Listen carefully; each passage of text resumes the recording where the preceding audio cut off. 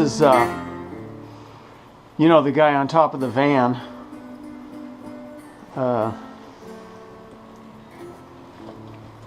Sometimes what I do is I take my sculptures and I take them, I make a mold, and then I change them and make another mold.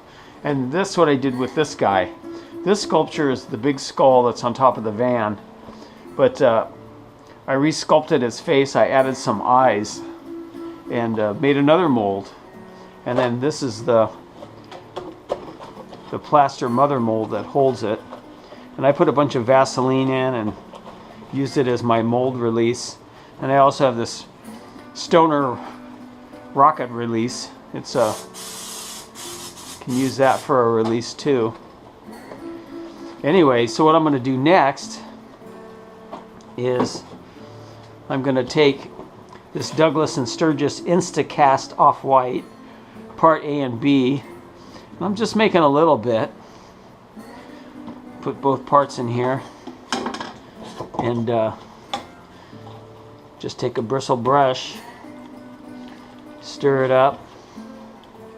And what I'm going to do this time is just brush it in the mold, because I want to create just a thin layer to get started. And so I just brush it in, and I'll make a casting of this and do something with it on dark ride. Put it on dark ride somewhere.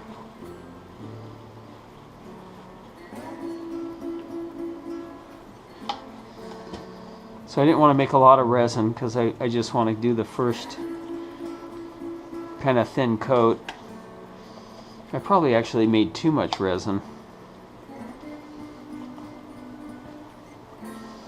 This stuff takes about 5 or 6 minutes to start setting it up. If it's hot out, it can set faster, or if there's big thick areas, like if you left it in the cup, it'd probably set faster because it starts getting hot. But when you're just brushing it on thin, it doesn't take as much. And you know, I kind of made too much, so you know what I'm going to do?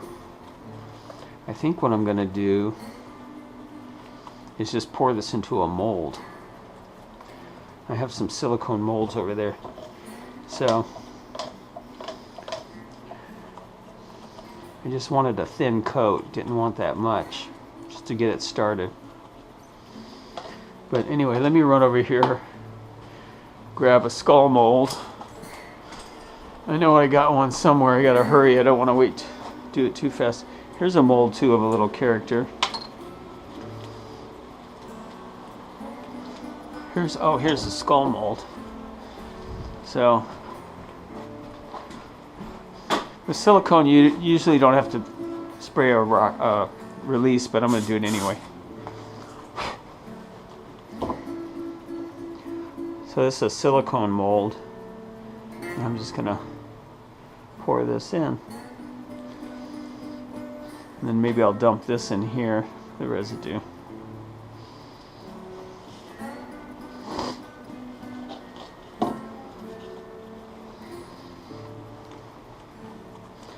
This stuff's great. I've got about 1/5 of it left. I bought 2 gallons a while back. And I got 2 more gallons over there I just got in.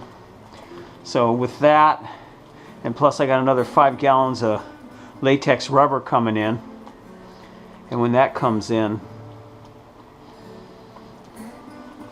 I should be able to finish the car. This is acetone here.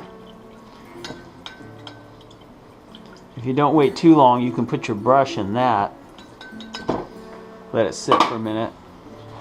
You can also kind of move this stuff around too, like so.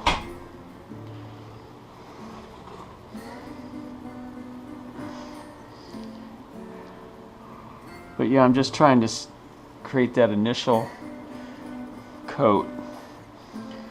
It's starting to get thick like honey.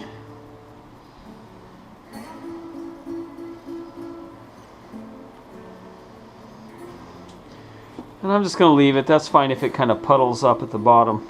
But here you can see it starting to set. You can actually watch that set.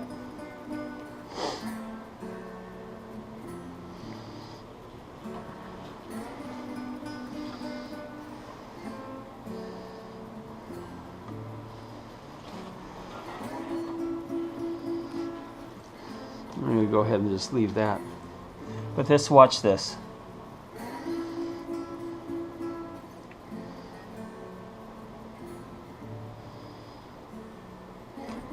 It's like waiting for water to boil.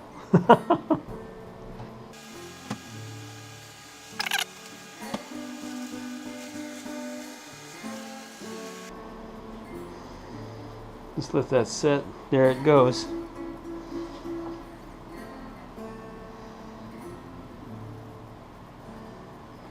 See, it's turning white. Setting up. And I'll come back in a few minutes and pop that out and show it to you.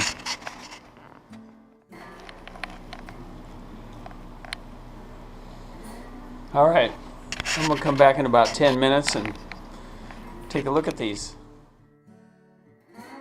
Okay, let's pop this out. This was the excess stuff I had. And I thought I'd put it in a silicone mold. And there it is.